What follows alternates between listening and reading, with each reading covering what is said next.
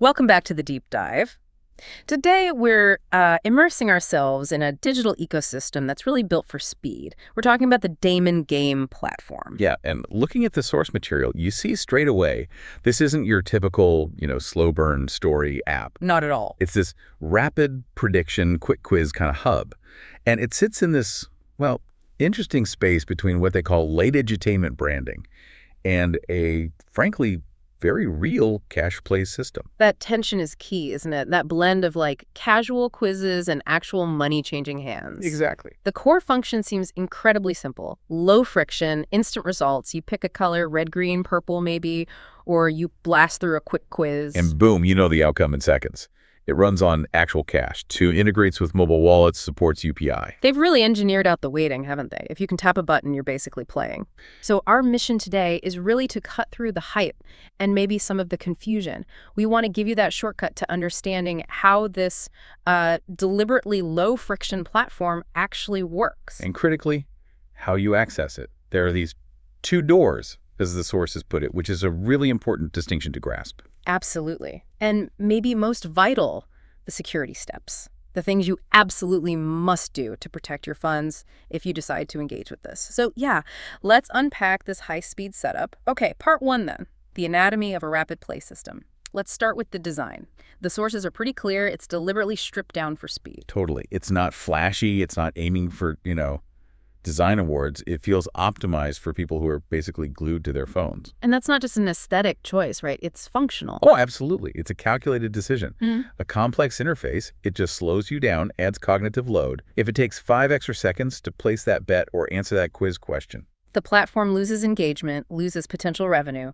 Exactly. Yeah. So the simple look, it's designed to constantly nudge you, the player, to sort of dip in multiple times a day, turns those little moments, waiting for a bus, coffee break, into microtransaction opportunities. And the games themselves, they seem built for that same instant turnaround. The color prediction rounds are obviously big, red, green, purple. That's the most common one, yeah. Pick a color, see what happens. But the quiz style is interesting too. How so? Usually it's 10 rapid-fire questions, general knowledge, trivia, that kind of thing. But the sources mention that streaks matter as much as single correct answers. Okay. So it's not just about knowing the answer, but about consistency, endurance. Right. It adds this competitive layer, appeals to more than just trivia buffs. So built for speed, simple interface. How easy is it to actually get onto the platform? The sources say the full experience is web-based, but there's often an initial entry point that's different. Yeah, this is where that edutainment branding comes in strong. If you search on, say, Google Play, you might find something called Daman Game Unity, and it looks like just a straightforward quiz app. Pretty simple, maybe even a bit plain. So not the color betting stuff initially. Not usually in that version, no. The sources suggest this simpler quiz app often acts as the kind of gentle introduction for newcomers. Gets them used to the mechanics, the ecosystem, without the immediate pressure of betting real money. Got it. So that simpler app is like a soft entry, which brings us neatly to the whole two doors concept for getting full access. Let's talk about navigating the two doors. Yeah, this is really crucial for you to understand because the path you pick directly impacts your security risk.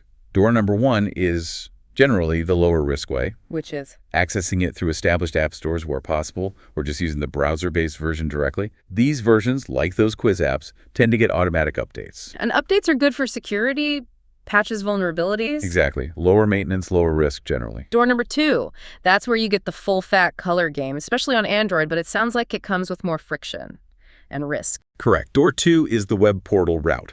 You go to a specific web address. The sources gave an example structure, something like https://khpkvtk.org, and from there, you manually download an APK file. An application package file, so you're installing it directly outside the App Store. Right, and this is the big heads up for Android users. When you download and try to install that APK directly, Android stops you by default. It does. It makes you go into your settings and specifically toggle on install from unknown sources. You're basically telling your phone, yeah, I trust the software even though Google hasn't vetted it. And the advice here is pretty stark, isn't it? Non-negotiable, according to the sources. You do this once for the install, then immediately you must go back and flip it off again. Leaving that setting enabled is just asking for trouble. It's like leaving your digital front door wide open. Seriously risky. And even before you get to toggling settings, there's the risk of landing on the wrong website altogether. Huge risk. Mirror sites, they look identical, logos, layout, everything, but they're fakes, designed purely to steal your login details. Oof. So you have to be absolutely meticulous. Check that URL. Every letter, every symbol. Make absolutely sure you're on the brand's verified page and not a mirror site. A tiny typo in the address could lead you straight to a scam. Okay, so let's say you've navigated that carefully, got the app installed safely, or you're using the web version. What's next? Part 3. Login, registration, and the dashboard tour. The login itself sounds surprisingly simple. Yeah, it's streamlined. They want you playing, right? Usually just your mobile number or a username plus a password, and then it's confirmed with an OTP. Okay, let's quickly clarify OTP for everyone. Right. OTP stands for one-time passcode or one-time password. It's that temporary code, usually 4 or 6 digits, sent to your registered phone number or maybe email. It's meant to prove it's really you logging in. Exactly. It proves you have access to the phone or email linked to the account. It should be a security layer, but we'll come back to how it can be a vulnerability later. And for new players, that first sign-up process is described as a key one-time effort. Yeah, they need to get you fully onboarded. You confirm your email or phone, create that password, verify with the OTP, and then you get strongly nudged, basically pushed, to complete your profile. And critically, set up the wallet. Absolutely. Link your UPI or bank details. The system knows it can't make money from you until that's done. So once you're through that initial setup, you land on the main dashboard. The sources break it down into 5 main parts. Worth knowing what's where. Definitely. It's pretty functional. First up, you got games. That's just a live list of what you can play, color picks, quizzes, whatever modes are active. Makes sense. Second, the wallet. This is your financial hub. Adding money, withdrawing winnings, checking your balance, managing those linked UPI or bank accounts, all happens here. And the third one, transactions. Feels really important given how fast the play is. It's vital, yeah. Because things move so quickly, it's easy to lose track of all the little deposits, wins, losses. The Transactions tab gives you that clear history. The sources say it's handy for tracking instead of guessing. Good for accountability. Then there's profile and settings. Right. Standard stuff, mostly update your password, tweak notification settings. But crucially, this is where you'll find the option to enable 2FA, two-factor authentication. We'll hammer this point home later, but it's super important. And the last section, support. And the sources had a pretty strong warning attached to this one. They did. They explicitly say the built-in ticket system or chat feature inside the official app or website is far safer than random Telegram contacts. That tells you something about the environment these platforms operate in. It really does. It's a stark warning. If someone reaches out claiming to be support, but they're doing it outside the official channels, especially asking for info on somewhere like Telegram, treat them as a scammer. Full stop. Okay, that's a perfect pivot. Given there's real cash involved and everything's built for speed, let's really focus now on part 4, security habits that actually work. Let's start with the common frustrations, the small things that can lead to big mistakes. Yeah, the login process itself can trip people up. Number 1, wrong password. If you type it wrong, the advice is clear. Don't keep hammering it. They're not. Because too many failed attempts look like a brute force attack to the system. It might lock your account temporarily. Just use the forgot password or reset link immediately. It's faster and avoids unnecessary lockouts. Okay. What about the dreaded OTP delay? You're waiting for that text message. Nothing happens. Yeah, usually that's a network thing. First, just give it a minute. Don't immediately hit resend 50 times. Check your signal. Make sure you've got a steady connection. And definitely don't do anything complicated like swapping your SIM card while waiting for an OTP. Keep it simple. Patience helps. Beyond those technical glitches, there's the deliberate threat, phishing traps. This is where your gut instinct is key. If the login page looks just a bit off, maybe the colors are wrong, the URL in the address bar looks weird, logo's blurry, close the tab immediately. Don't just push through. Absolutely not. Phishing relies on you being on autopilot, assuming everything's fine.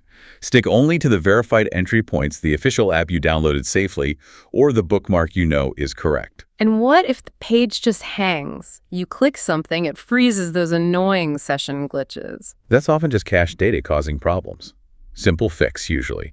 Clear your browser's cache and cookies, or even just try opening the site in a completely new browser tab or a private incognito window. Often sorts it right out. Okay, practical tips. But now let's get to the absolute must-dos, the core value here for you, the listener.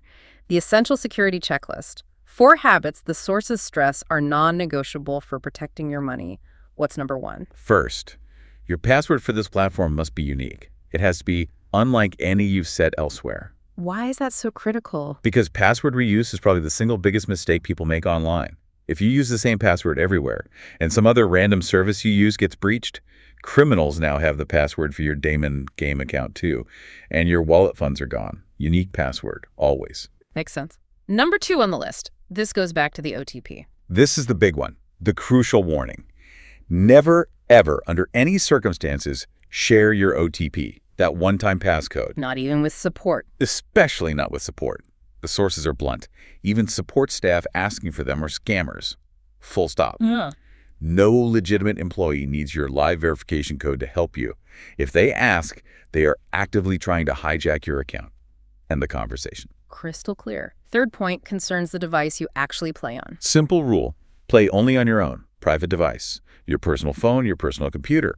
Shared machines, library computers, internet cafes, even a friend's phone. They store traces that can be hijacked. What kind of traces? Cached login details, browser cookies, maybe even saved passwords if someone's careless. When real money is involved, you need total isolation.